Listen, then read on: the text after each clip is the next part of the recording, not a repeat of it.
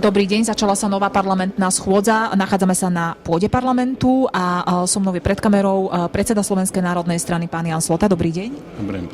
Pán predseda, ako som už povedala, začala sa nová schôdza. Na čo bude klásť Slovenská národná strana, na aké témy z nej budete klásť akcent?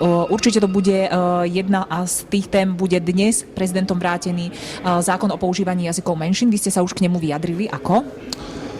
Tak ja by som chcel len zdôrazniť, že pán prezident a vôbec prezidentská kancelária si dala veľmi záležať na tom, aby podala skutočne na vysokej odbornej úrovni analýzu ohľadom tohto zákona. Je to na 15 stranách, mám to tu pred sebou.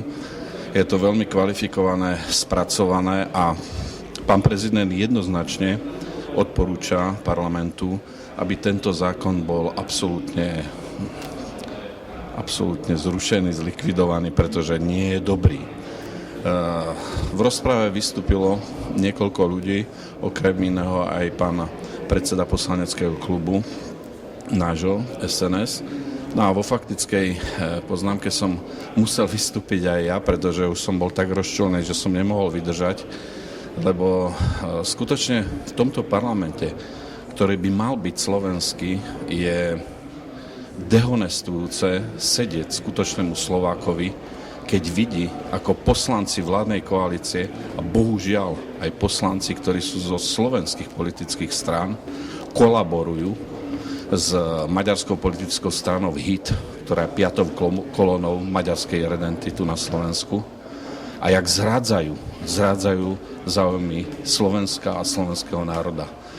Vyjadril som sa trošku aj pikantnejšie, ale ja si myslím, že sme v parlamente a už som bol fakt tak vytočený, že som musel tak vystúpiť, jak som vystúpil. A aj napriek tomu, že som vystúpil dosť ostro, si myslím, že to bolo veľmi umiernený výstup z mojej strany.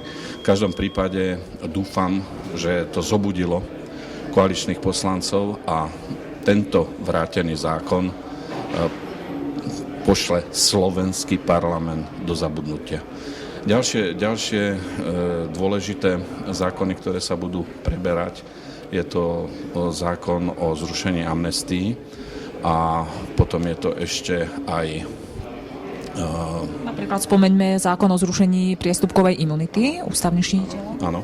Tak v tomto smere Slovenská národná strana v každom prípade bude trvať na tom, aby pri zrušení Mečiarových amnestií sa to spojilo so zrušením amnestií aj pána prezidenta Kováča, pretože si myslíme, že táto amnestia bola tiež jednoznačne účelová v tom smere, že mala pomôcť beztrestnosti jeho rodinného príslušníka.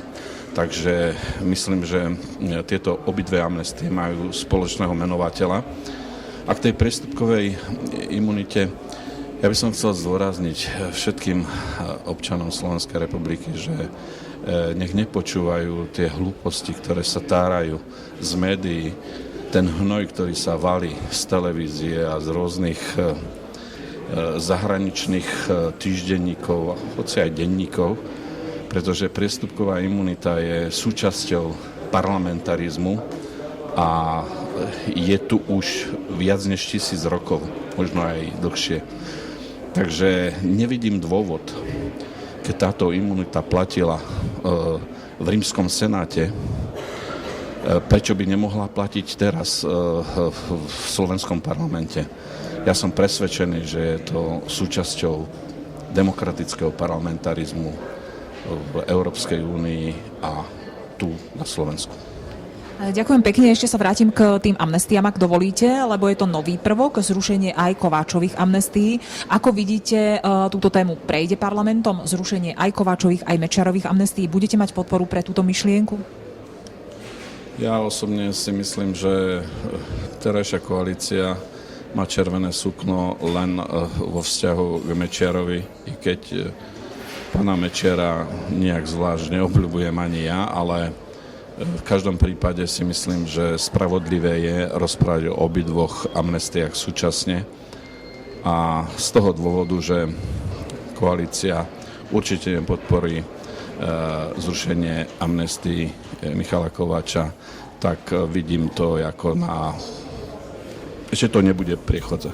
Pán predseda, ďakujem vám za rozhovor. Ešte príjemné rokovanie. Dovidenia. Dovidenia.